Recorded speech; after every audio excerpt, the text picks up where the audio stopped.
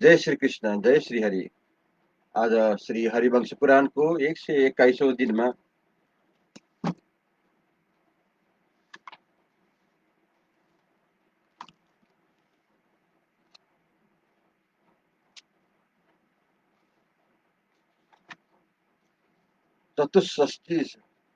चतुष्षष्टितम अध्याय प्रारंभ करने जा रहा हूँ।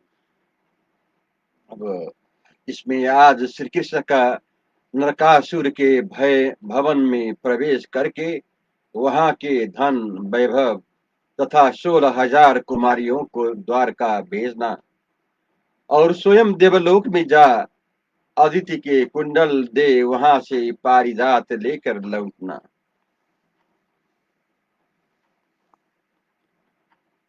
इसी विषय में हम आज श्रवण करेंगे।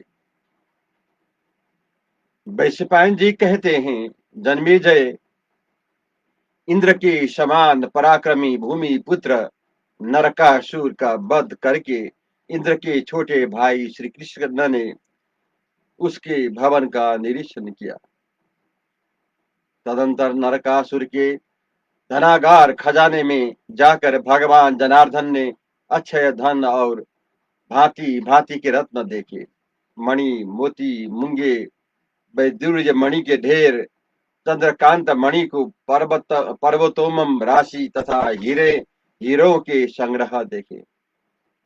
जाम्बू नंद तथा सात कुंभ नामक सुवर्णों की बनी हुई बहुत सी ऐसी वस्तुएं वहां दृष्टिगोचर हुई, जो प्रज्वलित अग्नि और शीत रश्मि चंद्रमा के समान प्रकाशित हो रही थी। बहुमूल्य शैया तथा सिंहासन भी देखने में आए। वहां उन्होंने वह विशाल छत्र भी देखा जो वर्षा करने वाला मेघ के समान उज्जवल सुवर्ण की लाखों धाराएं बहा रहा था। उसका सुंदर दंड सुवर्ण का बना हुआ था तथा उसकी कांति चंद्रमा के समान श्वेत वर्ण की थी। हमने सुना है कि वह छत्र नरकासुर पहले वरुण के यहाँ से छिना लिया था। नरकासुर के घर में जितना रत्न और असंख्य धन देखा गया, उतना राजा कुबेर, इंद्र और यम के पास भी नहीं था।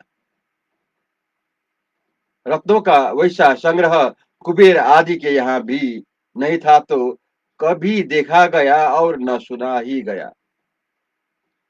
भौमासुर, निशुंद और दानव हयग्रीव के मारे जाने पर मरने से बचे हुए जो दानव और खजाने के रक्षक थे, वे उन बहुमूल्य रत्नों और अंतपुर की वस्तुओं को भगवान श्री कृष्ण के पास ले आए, जिन्हें पाने और रखने की योग्यता एकमात्र श्री कृष्ण में ही था।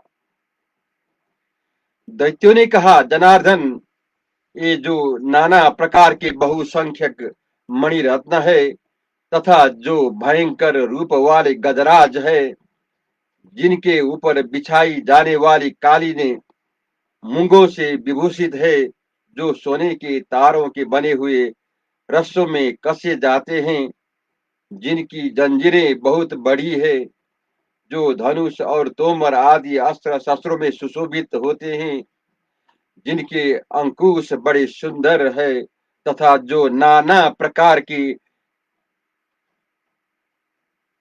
सुंदर पताकाओं द्वारा चिंतक बड़े दिखाई देते हैं, उन गजराज को संख्या 20,000 है। इनसे दूनी हथिनियां है। 8 लाख उत्तम देसी घोड़े हैं।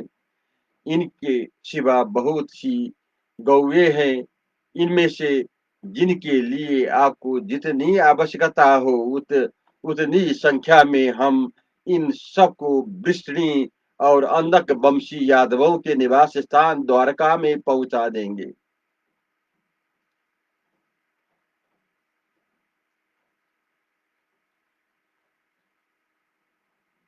प्रभु, महीन उनी वर्ष अनेक प्रकार की शैयाएं, बहुत से आसान इच्छा अनुसार बोलने वाले और देखने में सुंदर पंछी, चंदन और अगुरु काष्ठ, काला गुरु तथा तीनों लोकों में जो धन और रत्न यहाँ संचित है, उन सब पर आपका धर्मतः अधिकार हो गया है। हम उन सबको विष्णुंदकारपुरी द्वारका में पहुंचा देंगे। देवताओं और गंधर्वों के यहाँ जो रत्न है तथा नागों के यहाँ जो वैभव है, वे सब यहाँ नरकासुर के भवन में विद्यमान है।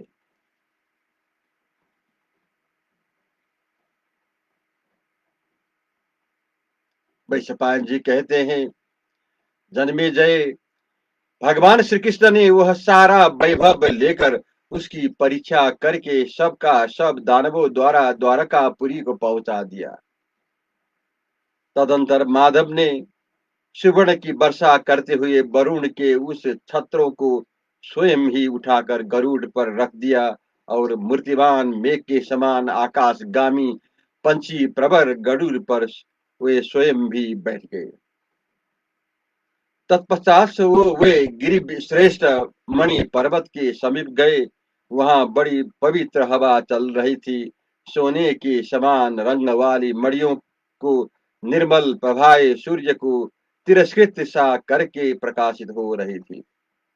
वहां मधुसूदन ने बहुत से वैदुर्य मणि के समान रंग वाले प्रकाशमान द्वार और घर देखे, जहां बंदना बारे बंधी थी बंधन बारे बधी थी और पताकाएं फहरा रही थी।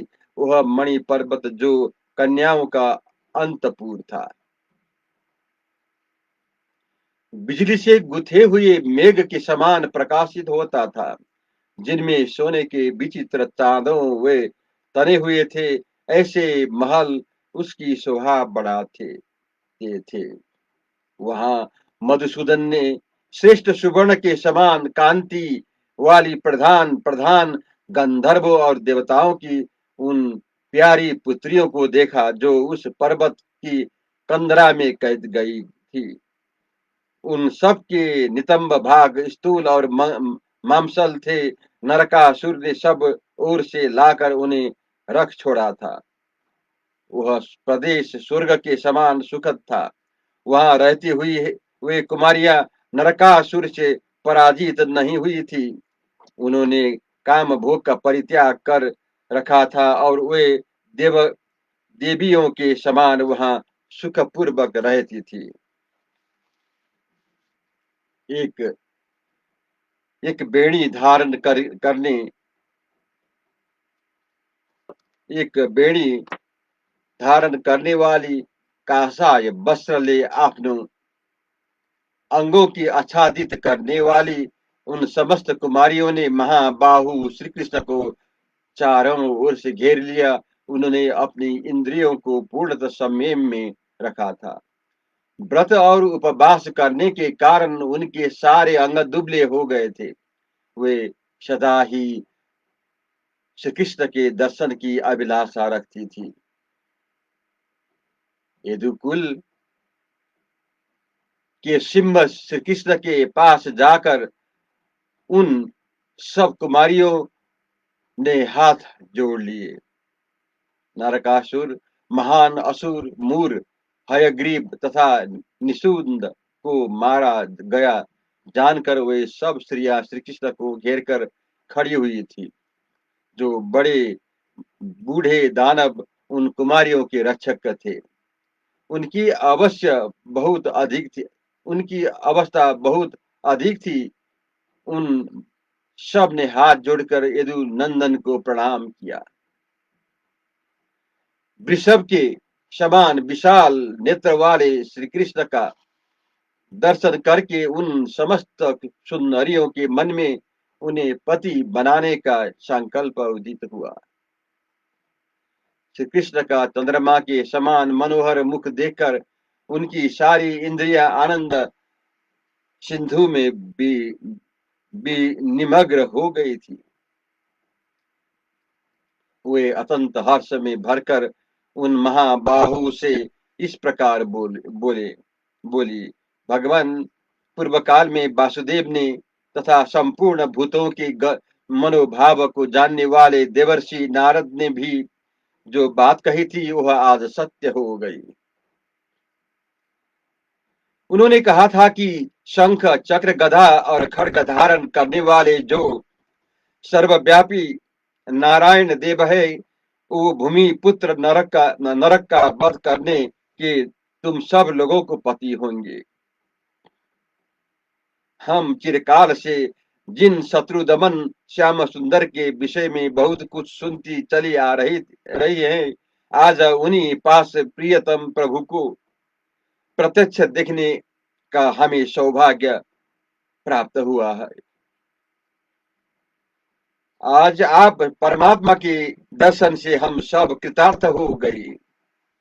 तब इंद्र के छोटे भाई माधव ने उन समस्त कमल नयनी युवती को सांत्वना दी, उनकी ओर देखा और उनसे वार्तालाप किया। इसके बाद मधुसूदन केशव ने उनका यथोचित सम्मान तथा उनसे संभाषण करके उन्हें किंकर नामक दानवों से युक्त शिविकाओं पर सवार कराया। वायु के समान वेगशाली किंकर नामक सहस्रों राक्षस उनकी शिविकाएं ढोने लगे। उस समय उनका महान घोष सर्वत्र छा गया। उस पर्वतराज मणि पर्वत का जो सर्वोत्तम एवं प्रकाशित प्रशंसित शिखर था, वह निर्मल सूर्य एवं चंद्रमा के समान प्रकाशित होता था। उसमें मणि एवं सुवर्ण के फाटक बने हुए थे। वहां पंछियों के समुदाय हाथी, मृग, सर्प और वृक्ष शोभा पाते थे। बंदरों के समुदाय सब ओर भरे हुए थे। वहां के प्रस्तर और शिलाएं बहुत सुंदर थी। न्यंक, बारह सिम्हा विशेष, बराह और रुरु मृग उसका सेवन करते थे। वहां अनेकानेक झरने गिरते थे। उसके कई बड़े बड़े अंतर शिखर थे। उसके श्रृंग और वृक्ष विचित्र शोभा से संपन्न थे। मणि पर्वत का वह शिखर अत्यंत अद्भुत और अचिंत था। मृगों के झुंड वहां दौड़ लगाते रहते थे। चकोरों से झुंड और मोर अपने कलरों में से उसे प्रतिध्वनित किए रहते थे। अत्यंत बलशाली भगवान श्री कृष्ण ने अपनी दोनों भुजाओं से उस तेजस्वी पर्वत शिखर को उखाड़कर पंछी प्रवर गरुड़ की पीठ पर रख दिया। पंछियों में श्रेष्ठ गरुड़ पर्वत के उस शिखर को तथा पत्नी सहित श्री कृष्ण को भी लेकर लीला पूर्वक चलने लगे। उनका शरीर हिमालय के शिखर के समान विशाल था। वे पंचराज अपनी पंखों के बल पूर्वक हिला हिलाकर संपूर्ण दिशाओं में महान कोलाहल मचाते जा रहे थे। वे बड़े बड़े पर्वत शिखरों को तोड़ डालते, वृक्षों को उखाड़ फेंकने वाले बड़े बड़े बादलों के छिन्न भिन्न कर देते और कुछ को अपने साथ उड़ाते लिए जाते थे। चंद्रदेव और सूर्यदेव प्रदेश के लांकर वे वायु के समान वेगशाली पंछी गरुड़ भगवान श्री कृष्ण के बस में होकर चलते थे। देवताओं और गंधर्वों से सेवित मेरु गिरी पर पहुंचकर उन भगवान मधुसूदन ने समस्त देवगृहों का दर्शन किया। शत्रुओं को संताप देने वाले नरेश्वर उन्होंने विश्वदेवों, मरुदगणों, साध्यों और अश्विनी कुमारों के प्रकाशमान स्थानों को लांघते हुए पुण्यतम लोकों में पहुंचकर देवलोक में पदार्पण किया। तत्पश्चात शत्रुदमन जनार्दन ने इंद्र भवन के निकट जाकर उसके भीतर प्रवेश किया। वहां गरुड़ से उतरकर वे देवेश्वर इंद्र से मिले। देवराज इंद्र ने भी प्रसन्नता पूर्वक उनका अभिनंदन किया। उस समय अपनी महिमा से कभी च्युत न होने वाली पत्नी सहित नर श्रेष्ठ जनार्दन ने वे दोनों दिव्य कुंडल उन्हें देखकर देव प्रवर इंद्र को प्रणाम किया। देवराज इंद्र ने नाना प्रकार के रत्न द्वारा श्री कृष्ण का आदर सत्कार किया। इसी प्रकार पुलोम कन्या सची ने भी सत्यभामा का यथोचित रूप से अभिनंदन किया। तदंतर इंद्र और भगवान श्री कृष्ण दोनों दोनों ने एक साथ होकर देव माता अदिति के अत्यंत समृद्धशाली दिव्य भवन में प्रवेश किया।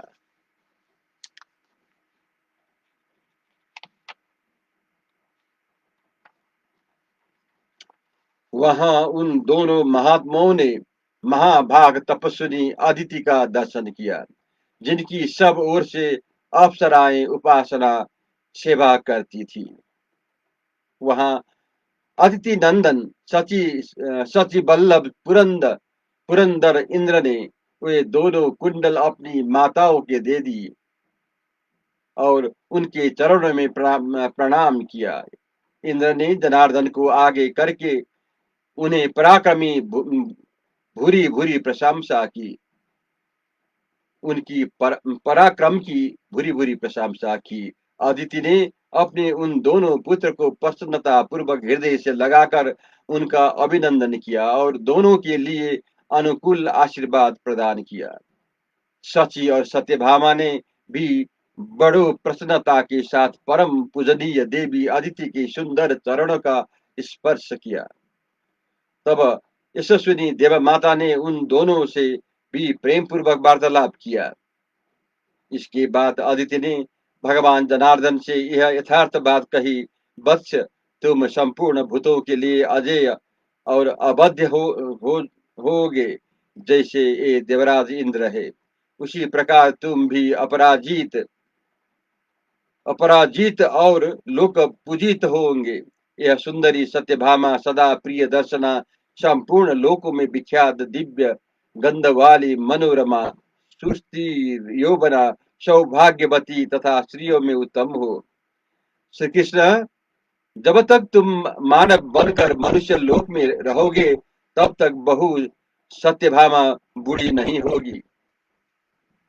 देव माता अदिति के द्वारा इस प्रकार का सत्कार पाकर देवराज की आज्ञा से उनमें उनसे रत्नों द्वारा पूजित हो महाबली श्री कृष्ण सत्यभामा सहित गरुड़ पर आरूढ़ हुए और देवर्षियों द्वारा प्रशंसित देवताओं के क्रीड़ा कानन नंदन वन में सब ओर घूमने लगे। इंद्र के उन क्रीड़ा वन में महाबाहु श्री कृष्ण ने पारिदात नामक दिव्य विशाल वृक्ष को देखा, जो देवताओं द्वारा पूजित था। वह दिव्य वृक्ष सदा ही फूल धारण करने वाला, पवित्र गंध से सुभाषित तथा परम उत्तम था। उसके पास जाने पर सब लोगों को अपने पूर्व जन्म की बातों का स्मरण हो रहा आता था। देवता उस वृक्ष की रक्षा करते हुए थे, परंतु अमित पराक्रमी श्री कृष्ण ने उसे बल पूर्वक उखाड़ कर गरुड़ को पीठ पर रख लिया। वहां श्री कृष्ण तथा सत्यभामा ने दिव्य अप्सराओं के समुदाय को देखा। उन्होंने भी पीछे से दिव्य युवती सत्यभामा का दर्शन किया। तदंतर वायु सेवित मार्ग से श्री कृष्ण द्वारकापुर की ओर चल दिया। महाबाहु देवराज इंद्र ने जब उस समय श्री कृष्ण के पारिजात हरण रूपी उस कर्म को सुना, तब यह कहकर उसका अनुमोदन किया कि श्री कृष्ण ने मेरा बहुत बड़ा कार्य सिद्ध किया है। देवताओं से पूजित और सप्त ऋषियों से प्रशंसित हो शत्रु दमन श्री कृष्ण ने देवलोक से द्वारका को प्रस्थान किया। देवराज से सम्मानित हुए महाबाहु श्री कृष्ण ने उस विशाल मार्ग को लघु मार्ग की भांति थोड़ी ही देर में तय करके यादवपुरी को देखा। इंद्र के छोटे भाई गरुड़ वाहन श्रीमान भगवान श्री कृष्ण वैसा महान कर्म करके द्वारका में चले गए। जय श्री कृष्ण, जय श्री हरि।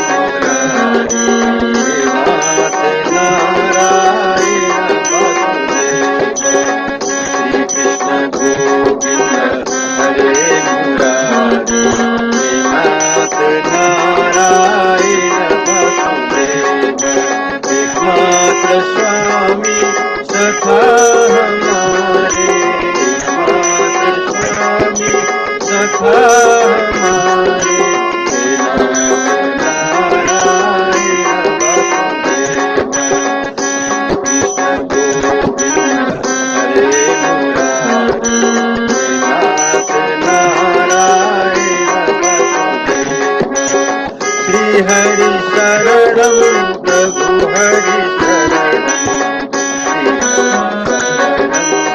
श्री हरि शरणं श्री हरि शरणं प्रभु हरि शरणं प्रभु हरि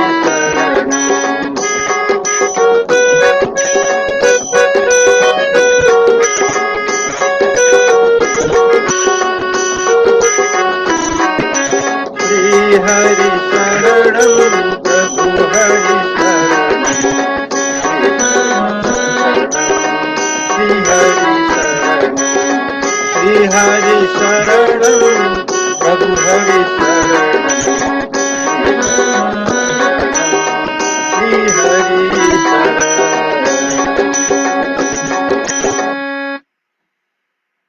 जय श्री हरि, जय श्री कृष्ण।